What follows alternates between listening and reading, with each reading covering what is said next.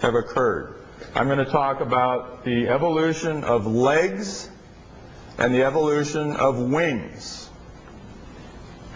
And I'm lastly going to talk about what may be the most difficult to explain problem in all of organismal evolutionary biology, which is the evolution of birds in general. Okay, so here we go now.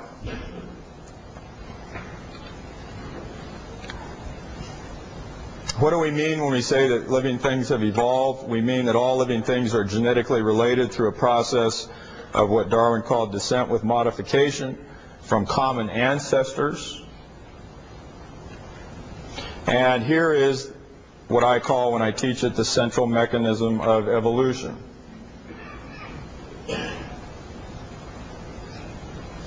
All right, here's how evolution works. This is God's automatic creature-making machine. Evolution always occurs in 3 steps. First, we have mutation to DNA, which can occur in a multitude of very well understood ways.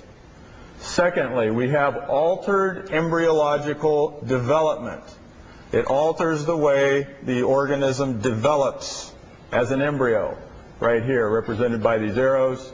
And the third step is always what Charles Darwin discovered, natural selection, where an environmental scenario must exist which naturally selects for, or at least does not select against, the new phenotype.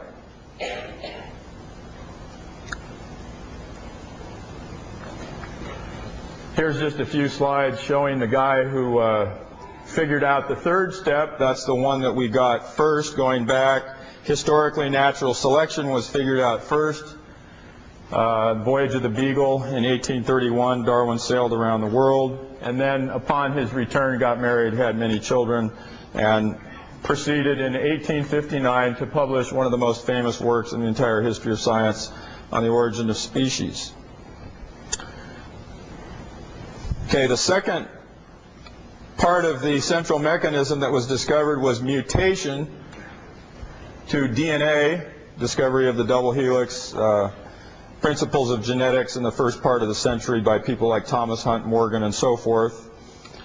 That was what was worked out next, and it's only extremely recently, it's really only since 1984, that we have even begun to understand the third middle step. This is the one that we've never been able to explain until now. And this is why creationists' objections to the theory are entirely reasonable, up to this point in time, I would say. So would you like to see so here's a picture of an embryo developing. And the third step, altered development, now being unraveled by many, many scientists around the world.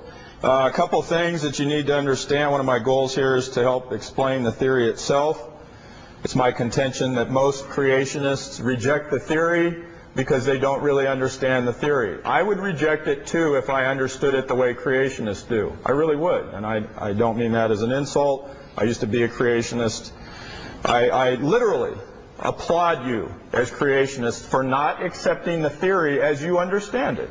You've done a rational, reasonable thing. You've displayed your intelligence by doing that, as has Dr. Hovind, who's an extremely intelligent man, and he's probably going to steamroll over me in the rest of this debate.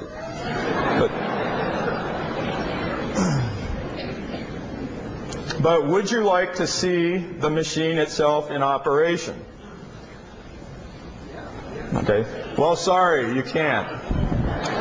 Because the evolution machine operates continuously and seamlessly all around the planet, in every nook and cranny of the Earth's multitudinous environments, and it is also constantly operating genetically on the molecular and biochemical level inside the living cells of all the world's organisms. The machine is way too complicated to see in the true sense of the word. But you know what? I have created a special graphic which provides a simplified, highly schematic picture of the machine in operation. And I call it an evolutionary phase space diagram. Now let me catch up here. What this is going to explain, what this explains is the evolution of legs We're trying to explain how you go from a lobe-finned fish here to an early amphibian. Lobe-finned fish here, going down. You see his little legs there. I really wish it was darker in here. Can we just turn the lights down a little bit? Okay, and we have a pretty good explanation, we think, of how this happened. We think that legs evolved underwater first, not on land. This is a creature called Acanthostega, long fish-like tail, totally fish-like body, but he had little tiny legs and toes, 8 toes. Here's the actual fossil of Acanthostega. Here's what the skeleton looks like articulated, and we're pretty sure he lived underwater because he had a long fish-like tail that would have done him almost no good on land, crawling around down low to the ground. So now here's my picture of the evolution machine, God's creature-making machine, and how it works.